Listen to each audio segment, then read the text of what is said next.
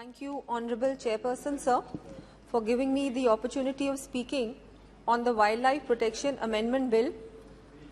Sir, I'd like to begin by thanking our Honorable Prime Minister, Shri Narendra Modi ji, and our Honorable Environment Minister for bringing an exemplary and comprehensive bill that will protect native Indian species, improve enforcement of the law, and will ensure that the Wildlife Protection Act 1972 is compliant with the Convention on International Trade in Endangered Species of Wild Fauna and Flora.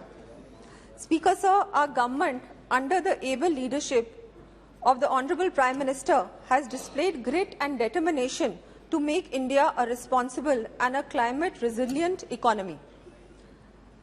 Sir, at a time when global warming is increasing, forests are vanishing, and various species of flora and fauna are disappearing, our visionary Prime Minister has taken strides in the right direction to lead the country towards a more sustainable future. Speaker, sir, India has been a signatory in the CITES for the last 46 years. Earlier governments failed to even consider the implementation of the convention. So much so that in the year 2004, the CITES Secretariat had warned India that the Conference of Parties would suspend trade with India due to non-compliance with the convention.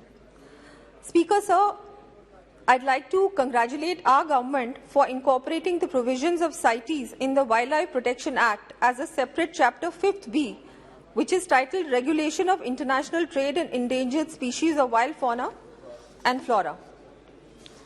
Sir, what has also caught my attention is that the amendments under this bill shift our focus on the conservation, protection and management of wildlife. So we never had a streamlined process for trading in plants and animals, which often led to rampant malpractices in the field. Now the bill regulates wildlife trade as per the convention. Speaker, sir, it is also a timely and necessary bill as it seeks to empower the centre to regulate or prohibit the trade or possession of invasive alien species. This will ensure that the balance in the native wildlife ecosystem is maintained. The bill clearly specifies that the actions of the Chief Wildlife Warden must be in accordance with the management plans of the sanctuary. This ensures that a consultative process is followed rather than an arbitrary process. Sir, it is pertinent to highlight here that for sanctuaries falling in areas of scheduled tribes, the management plan will be prepared after due consultation with the Gram Sabhas. The involvement of local communities and the concerned Gram Sabha shows the commitment of our government to uphold the federal structure of our country. This will also reduce incidents of man-animal conflict. I think it's very, very important as a representative, former representative from Wildlife Sanctuary, Tiger Sanctuary. I think this is a very, I think the government is so committed towards involving local communities. This will also go a long way to reduce the man-animal conflicts that happen, and the local people will feel more involved with the way the sanctuaries are run.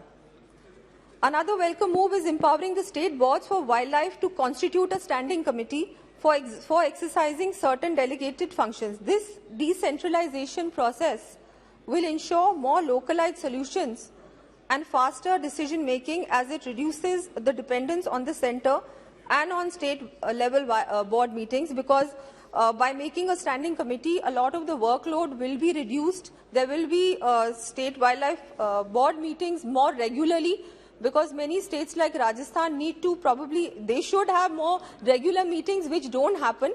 So by having a standing committee, the pendency will reduce and the workload also on the state wildlife boards will also reduce, hopefully. So the increase in penalties for violating the provision of the Act will act as a deterrent to crime. This will also safeguard against any practices which may endanger the survival of wildlife in the long run. Sir, I say this with pride that our Honourable Prime Minister is leaving no stone unturned to punish those who try to hinder the wildlife ecosystem. As a representative from the state of Rajasthan, which has 25 wildlife sanctuaries, 5 national parks, and is home to many endangered species, I say this with utmost confidence that the present amendments will go a long way to safeguard our endangered native species and to preserve our natural heritage. So, as someone who has a wildlife sanctuary in my current parliamentary constituency, Rajsamand, and has had a national park in my previous Vidhan Sabha constituency, Sawai Madhopur, I really appreciate the amendments proposed in this bill. So, I would like to thank the government on behalf of the people of Rajsamand, Rajasthan for this far-sighted bill. The bill will put India at the forefront of preserving biodiversity and conserving the environment. Honourable Speakers, Chairperson, sir, I thank you for giving me the time to speak on the motion. Once again, I'd like to thank our Honourable Prime Minister for this landmark bill and congratulate our Honourable Minister for Environment for the same. Sir, I would like to conclude by saying that I support this bill. Thank you.